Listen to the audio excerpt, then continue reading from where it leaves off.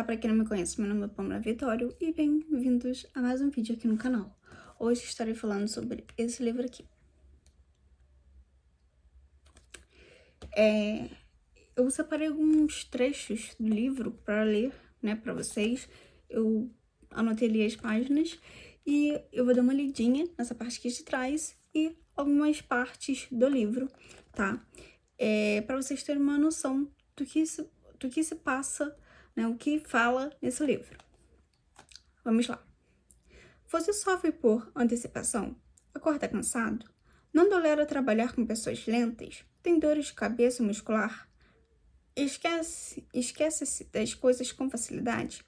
Se você respondeu sim a algumas das questões, é bem provável que sofra da Síndrome do Pensamento Acelerado, que é o ESPA. Considerada pelo psiquiatra Augusto Curry, eu não sei, fala de Augusto só, tá? Como o novo mal do século, suplantando a depressão, ela acomete grande parte da população mundial. Neste livro, você entenderá como funciona a mente humana para ser capaz de desacelerar seu pensamento, gerir sua emoção de maneira eficaz e resgatar sua qualidade de vida.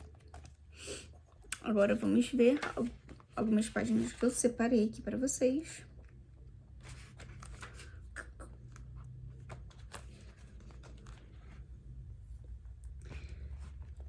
Vamos lá. Dependentes de drogas. Quem é dependente de drogas não se torna um encarcerado pela droga química em si, mas pelo arquivamento das experiências que tem com ela. Com o passar do tempo, o problema não é mais a substância psicoativa, mas a masmorra construída dentro do eu, financiada pelas inumeráveis janelas killer espalhadas por sua memória. Pessoas dependentes recaem com facilidade, porque, ainda que tenham tido sucesso no tratamento, na realidade reeditaram apenas uma parte das janelas traumáticas que contém a representação da droga. Outras janelas doentias permanecem vivas, capazes de ser encontradas durante um foco de tensão e financiar uma nova compulsão. Existe um conceito falso de que um dependente de drogas ou álcool será dependente a vida toda.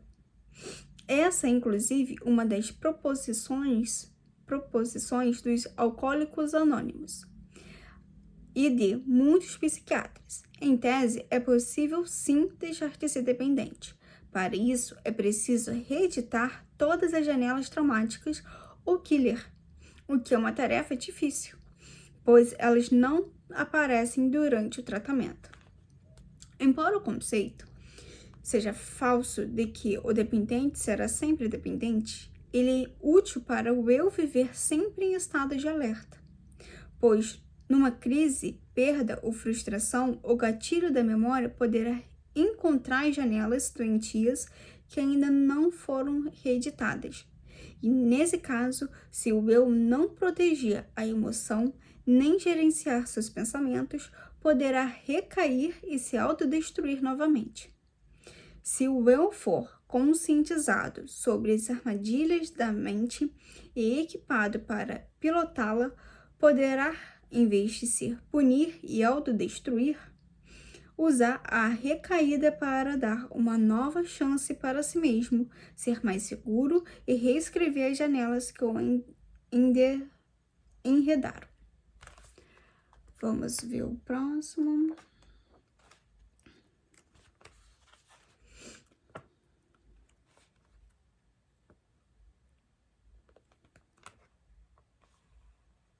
Vamos lá. Vou começar nesse daqui, para vocês terem uma ideia do que se trata. Nada disso pode ser deletado, apenas reeditado, o que indica a dantesca dificuldade de mudar a base do que somos. Enfim, quando eu, adulto, tem consciência crítica como ser único, a cidade da memória está bem organizada. com núcleos de habitação que já dão sustentabilidade às principais características básicas da personalidade, como timidez, ousadia, sensibilidade, impulsividade, flutuação emocional, humor, determinação, insegurança, raciocínio esquemático. Sem uma educação profunda, o eu, na plenitude da sua liberdade, viverá numa masmorra. Pense na timidez, que atinge cerca de 80% dos jovens. O eu pode reciclá-la, mas é um processo mais difícil que a mais delicada cirurgia corpórea. Por isso, advogados que o eu pode e deve aprender, desde a mais tenra infância, as ferramentas para se autocontrolar. Ou seja, à medida que é formado, deve se tornar também um formador. À medida que é educado, deve se tornar também um educador da emoção e gerenciador dos pensamentos. A educação clássica ensina aos alunos da pré-escola à pós-graduação milhões de informações sobre o mundo em que vivemos, do imenso espaço até o átomo, mas não ensina quase nada sobre o planeta psíquico, sobre os fenômenos que nos tornam seres pensantes. É por isso que tal educação que antes preparava para a vida, hoje nessa sociedade hipercompetitiva e saturada de informação, forma, com as devidas exceções, meninos com diplomas nas mãos, sem proteção emocional, sem habilidades para lidar com perdas e frustrações, sem a capacidade mínima de filtrar estímulos estressantes e de líderes de si mesmos. Perceba que estou falando mais do que de valores. Estou falando das funções fundamentais do eu como autor da sua história. Esse tipo de educação é de responsabilidade dos pais ou da escola. De ambos. Não podemos lotear os alunos. Pais e educadores têm responsabilidade sobre o futuro emocional, social e profissional dos seus educandos. Muitos pais terceirizam a educação, atribuindo à escola uma responsabilidade que também é deles, o que é um erro imperdoável. Entretanto, a maioria das escolas se esquiva de assumir sua parte nesse processo. Reitero, elas se encarregam de transmitir milhões de dados sobre o mundo em que estamos, mas frequentemente se calam sobre o mundo que somos.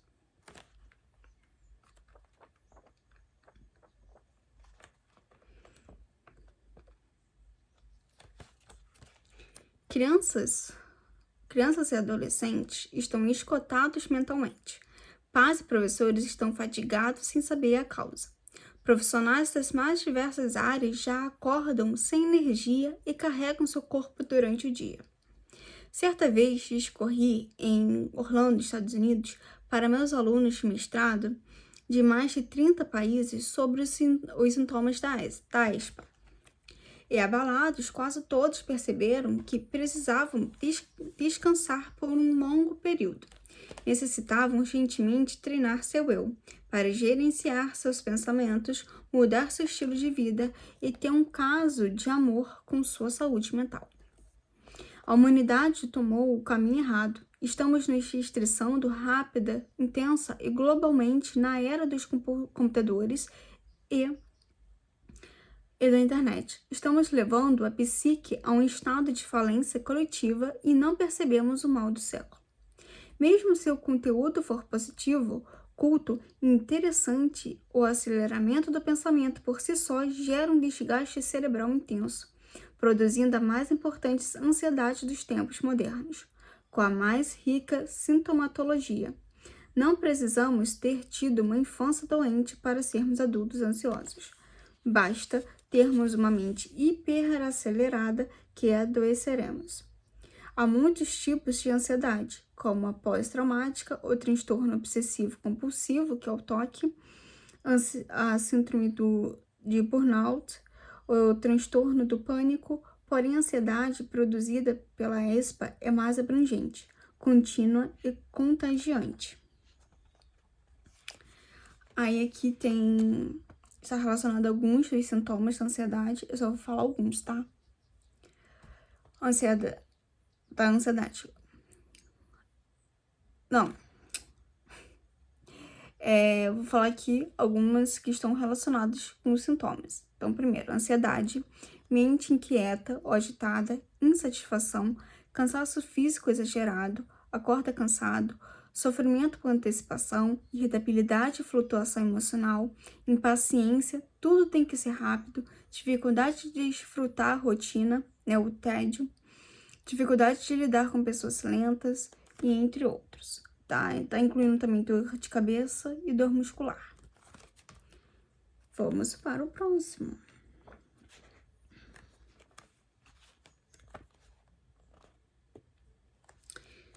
Vamos lá. O cérebro bloqueia certos arquivos da memória numa tentativa de diminuir o excesso de pensamentos produzidos pela ESPA. Uma pessoa muito estressada e com ESPA pode gastar mais energia do que 2, 3 ou 10 trabalhadores braçais. Sábio é o que faz muito gastando pouca energia. De que adianta ter uma máquina de trabalhar se perdermos as pessoas que mais amamos? Se não temos uma existência tranquila, encantadora, motivadora?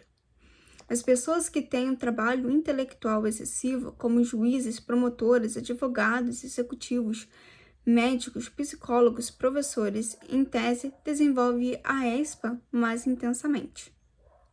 As pessoas mais dedicadas e eficientes estão com frequência mais fortemente estressadas.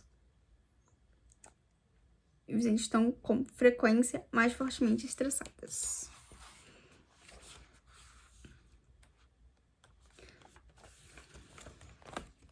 Estou lendo algumas partes, tá? São... Deixa eu ver quantas páginas. 150 páginas, tá? Então, tô lendo alguns que eu acho que é importante e que provavelmente você vai se interessar pelo livro se você gosta desse assunto, se quer saber mais sobre esse assunto, tá? Elas são instáveis, irritativas, intolerantes e a contrariedades, inseguras em situações novas, não se deleitam em aprender e têm enorme dificuldade de debater ideias em ocasiões minimamente estressantes. Nós adultos cometemos um crime ao superestimar o processo de construção de pensamento. Não percebemos que as crianças, aqui estamos falando de criança, tá? Que são instáveis, irritadizas, tá tudo relacionado à criança. Nós adultos cometemos um crime ao superestimular o processo de construção de pensamentos. Não percebemos que as crianças precisam aprender a proteger a emoção, filtrar estímulos estressantes, desenvolver o prazer por meio de atividades lúdicas, participar de processos criativos que envolvam melhor elaboração, como esporte, música, pintura e relacionamento com a natureza. Alguns, ao verem crianças e adolescentes agitados e rebeldes a convicções, logo colocam a culpa nos pais, dizendo que são relapsos, que não colocam limites, que não transmitem valores. Sim, há pais que, como educadores, apresentam tais comportamentos doentios. Mas a maioria está completamente perdida. Eles agem, mas suas palavras não têm impacto. Impõem limites, mas seus filhos repetem os mesmos erros continuamente. A causa é evidente. Devido à aspa, os jovens não elaboram suas experiências que envolvem perdas e frustrações. Portanto, o fenômeno RAM não as registra, não forma núcleos saudáveis de habitação ou do eu capazes de enriquecer as características da personalidade. O seu eu se torna engessado, desconectado, flutuante e quase sempre autossabotador. Então, aqui está relacionada às crianças, tá?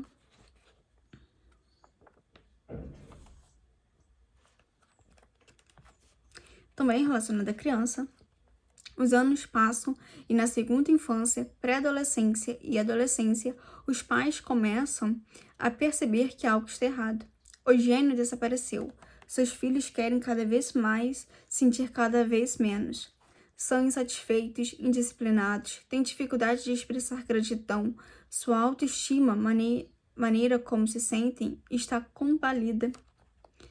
Sua autoimagem, maneira como se veem, está fragilizada, não aceitam não, são impacientes, querem tudo na hora. É fundamental que os pais não deem presentes e roupas em excesso aos filhos, nem os coloquem em múltiplas atividades. É igualmente fundamental que conquistem o território da emoção deles e saibam transferir o capital das suas experiências, ou seja, que eles deem o que o dinheiro não pode comprar. Não devem deixá-los o dia inteiro conectados em redes sociais usando smartphones.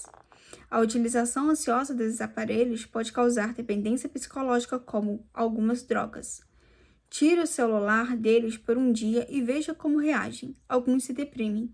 Além disso, crianças e adultos jamais deveriam usá-los em excesso à noite ou dormir ao lado desses aparelhos, pois sua tela produz um comprimento de onda azul que dificulta a liberação no metabolismo cerebral de substâncias que induzem o sono. Pais que superprotegem seus filhos e lhe dão tudo o que pedem, colocam combustível na ESPA dessas crianças. Como digo no livro Pais Brilhantes, Professores Fascinantes, lembre-se de que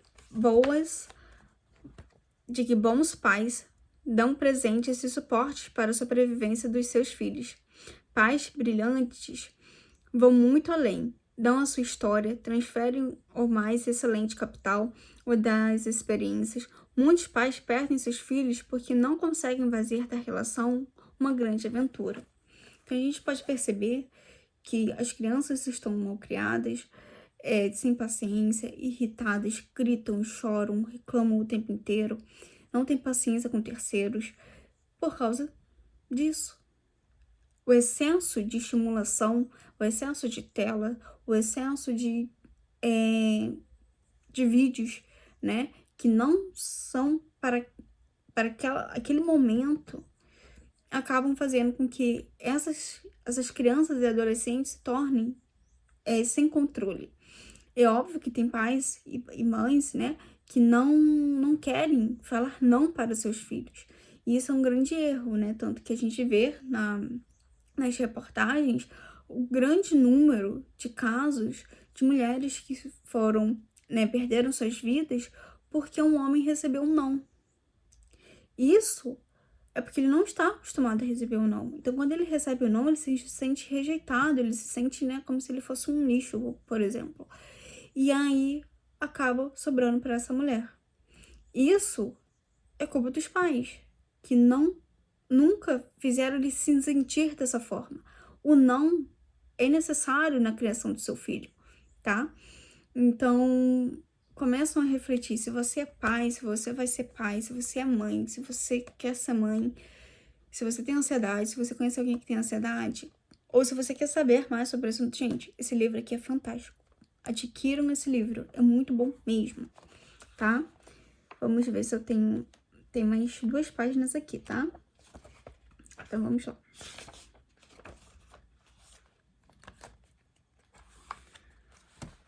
Nem todo... antes que me pergunte o que é ESPA, eu já falei, tá? Que é a Síndrome do Pensamento Acelerado. Nem todos estão nestes níveis da ESPA. Porém, estou dizendo uma verdade que atinge, em menor ou maior grau, milhões de pessoas. Quem vive em guerra no trabalho e na sua mente fica viciado em batalhas. Nunca se esqueça de que o corpo se aposenta, mas a mente jamais o faz. Devido aos altos níveis da ESPA, eu não sei se é ASPA ou se é ESPA, tá? Mas é SPA. As pessoas são muito ativas na atualidade. Estão em pleno vigor intelectual com 60, 70 ou 80 anos. E frequentemente têm uma necessidade vital de continuar a se sentir úteis à sociedade. Não pode se aposentar sem se preparar para ter uma segunda jornada de prazer, lazer, sonhos, trabalho filantrópico ou remunerado. Caso contrário, adoecem e deixam doentes os mais próximos.